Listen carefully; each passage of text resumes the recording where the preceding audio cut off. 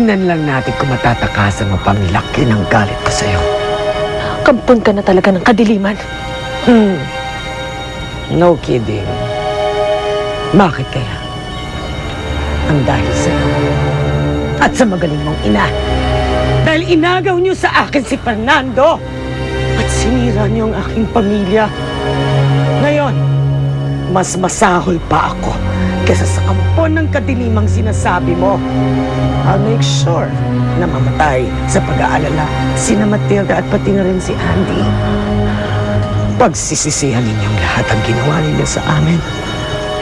Siguradong gagawa si Ama at si Eric ng paraan upang matuntun ako. Pananagutan mo ito sa tagapangalaga ng kapayapaan. At sa huli, ikaw pa rin ang mapaparusahan. Di ako bago mangyari yun. Wala ka na rin sa mundong to, Graciela. Oh, don't worry. Matagal pa yun. I'll make sure. Dahil gusto kong gumapang ka sa sakit at sa hirap. Para maramdaman mo rin kung gaano kasakit ang ibinigay ninyo sa akin. Huwag na huwag ninyong pakakainin ng babaeng to. Naintindihan niyo? Wala kang kasing sama!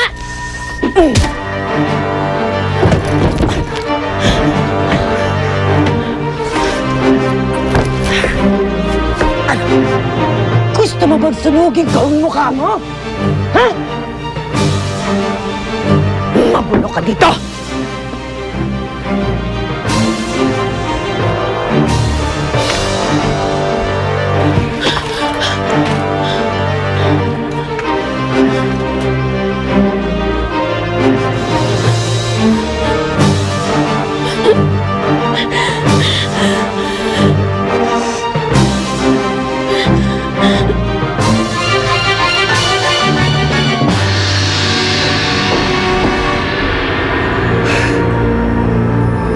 Fernando, Andy, you're back. You're back.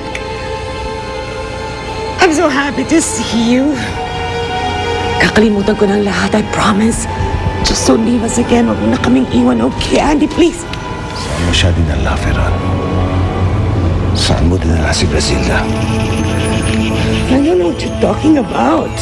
Hindi ko nga alam kung saang lupalop ng mundo niya siya dinala eh. Minsan mo na pinakulong si Matilda. Magagawa mo rin yan kay Graciela. Hindi ko alam ang pinagsasabi mo, Andy! Malay mo, pinagpapiestahan siya ng mga kidnappers bago isoli sa polis. Para makuha nila ang reward na ibibigay ko. Ferran! Nasaan siya? Nasasaktan ako, Andy! Sumagot ka, nasaan siya? I don't know! Huwag niya, Andy, nasasaktan ako! Tawarin ko ng Diyos kung may masamang mangyari sa anak ko. Tawarin ako ng Diyos kung mapapatay kita! Andy! Andy! Andy, huwag mo akong iwan, Andy! Andy!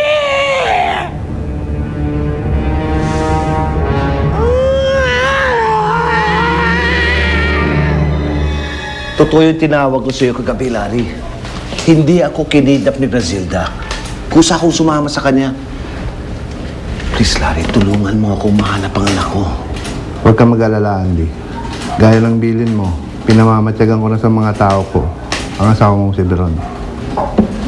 Salamat, Larry. Ayan. Malinis na ang pangalan ni Graciela. Dito, oo. Pero sa iba, hindi. Nangangalib pa rin man ang buhay ng ating anak. Mom, nakalabas na tayo ng Manila. Saan mo ba tinago si Griselda? Just wait and see, Cindy. Kinakabahan talaga ako dito sa ginagawa natin, Mom. Di ba parang kailan lang tinago mo lang si Matilda? Talagang paghihinalaan ka ni Daddy na ikaw ang kumitan kay Griselda. I didn't ask for your opinion, Cindy. Alam ko kung anong ginagawa ko. At kapag sinasaktan ko si Griselda, para ko na rin sinasaktan si Andy at si Matilda.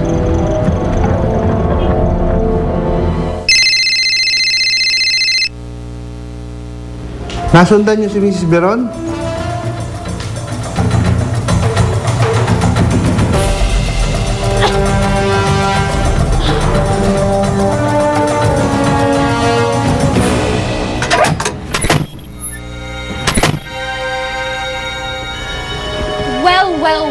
Griselda, napakaganda naman itong kulungan mo. Napakaliit, napakabaho, napakainit. Bagay na bagay sa basurang katulad mo. Hindi pa man. Kasing laki na ng sungay mo, sungay ng iyong ina. Malas mo na lang. Dahil kahit gaano ka pakatapang, hinding-hindi mo puto yung sungay ko. Hawakan niyo siya. Anong gagawin niyo sa akin? Bitiwan niyo ako! Sige, dapanan niyo yan. Dapa!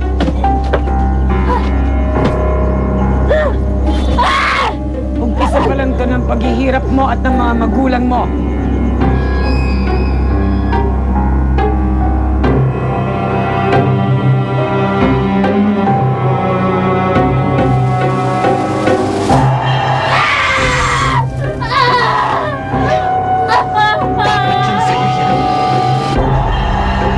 Mamatay ka sa sakit, Casilda.